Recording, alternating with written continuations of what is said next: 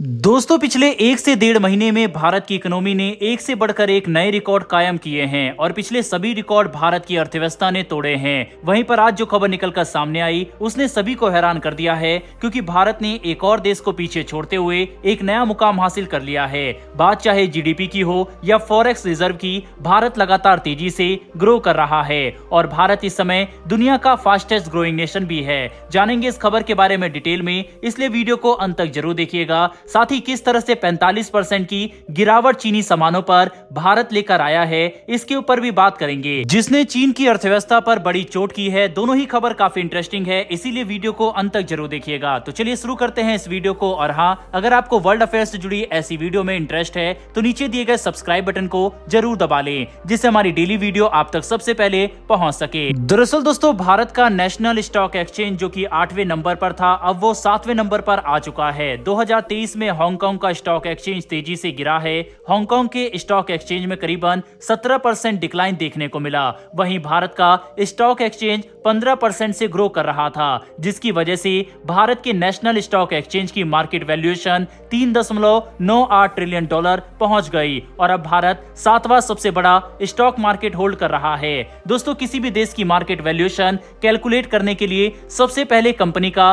Capitalisation देखा जाता है और कंपनी का कैपिटलाइजेशन निकालने के लिए स्टॉक और उनकी वैल्यू को मल्टीप्लाई किया जाता है। वहीं इसके बाद ऐसे ही जब सभी कंपनी की वैल्यू निकाल कर जोड़ दिया जाता है, तब हमें मिलता है मार्केट कैपिटलाइजेशन। भारत में लगातार इन्वेस्टमेंट बढ़ रहा है और 2023 में भारत के अंदर लगभग $600 बिलियन का निवेश देखने को मिला। इस इन्वेस्टमेंट में फॉरेन इंस्टीट्यूशन इन्वेस्टमेंट केवल 1 लाख करोड़ और domestic institution investment 177.5 lakh crore का है। जाहिर सी बात है, भारतीय सबसे ज्यादा इन्वेस्ट कर रहे हैं। आंकड़ों को देखकर हम ये भी समझ सकते हैं कि अब भारत के लोग सेविंग से ज्यादा इन्वेस्टमेंट पर फोकस कर रहे हैं। लोग शेयर बाजार और म्यूचुअल फंड्स में इन्वेस्ट करना प्रेफर कर रहे हैं। इसी वजह से भारत के अंदर डोमेस्टिक इंस्टीट्यूशन इन्वेस्टमेंट लगातार बढ़ रही है, जिसको देखते हुए फॉरेन इन्वेस्टर्स ने भी भारत में तेजी से निवेश करना शुरू कर दिया है। इसका एक बड़ा कारण ये भी है कि भारत के अंदर एक स्टेबल डेमोक्रेसी देखने को मिल रही है।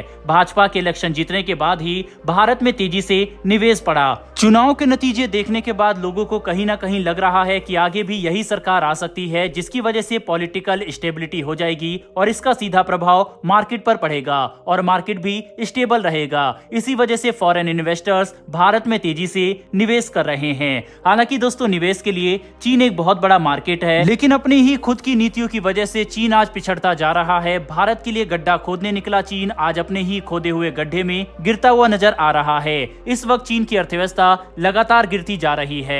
अब क्योंकि हांगकांग चीन का ही हिस्सा है, इसी वजह से हांगकांग का स्टॉक एक्सचेंज भी लगातार गिर रहा है। चीन में रियल एस्टेट सेक्टर, जो चीन की इकोनॉमी में बहुत बड़ा रोल निभाता है, यह सेक्टर भी लगातार गिर रहा है। दोस्तों, चीन की जानी मानी रियल एस्टेट कंपनी तक बैंकरप्ट हो चुकी है। वहीं चीन यूएस को भी चैलेंज करने की कोशिश कर रहा है। इससे यूएस के साथ वाले सभी देश अब चीन में इन्वेस्ट करने से दूरी बना रहे हैं और इन्वेस्ट किया हुआ पैसा चीन के मार्केट से निकाल भी रहे हैं। अब चीन के बाद निवेश के लिए दूसरा सबसे बड़ा मार्केट भारत है, इसीलिए दुनिया भर के इन्वेस्टर चीन की जगह भारत में इन्वेस्ट कर रहे हैं। यही सब कारण है कि चीन की इकोनॉमी गिर रही है, जिसकी वजह से मार्केट भी गिर रहा है। ये चीन को भारत की ओर से करारा जवाब है। वहीं पर इतना ही नहीं, अब भारत के लोग भी आत्मनिर्भर भारत बनाने में सहयोग कर रहे हैं। भारत के व्यापारी लंबे समय से चीनी सामान का विरोध कर रहे हैं और इस त्योहार पर सभी व्यापारियों ने चीन के सामान इंपोर्ट ना करके चीन को 1 लाख करोड़ का झटका दिया। वहीं पर इसको लेकर लोगों के रिएक्शन पर सर्वे किया गया तो आंकड़े हैरान कर देने वाले मिले। सर्वे में दावा किया जा रहा है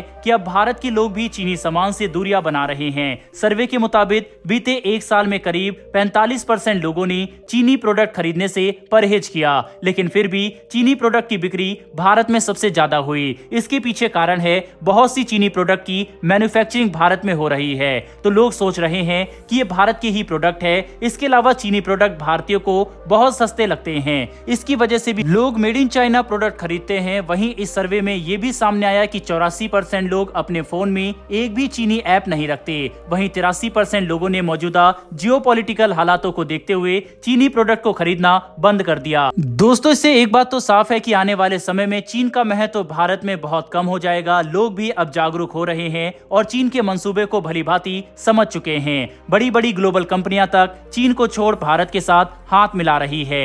ये चीन के लिए किसी सदमे से कम नहीं है। वहीं पर खबर ये भी है कि आने वाले समय में एप्पल जैसी दिग्गज कंपनी अपने फोन में मेड इन इंडिया बैटरी का यूज करेगी। ये भारत के लिए काफी गर्व की बात है। दोस्तों, कुल मिलाकर देखा जाए तो भारत अब चीन की सबसे बड़ी ताकत यानी उसकी इकोनॉमी पर चोट कर रहा है, जिस वजह से चीन अब काफी ज्यादा बौखलाया हुआ है और भारत के खिलाफ सीमा वगैरह पर हलचल बढ़ा दी है। फिलहाल इस वीडियो में इतना ही। इस विषय पर आपकी क्या राय है, कमेंट बॉक्स में लिखकर जरूर बताइएगा।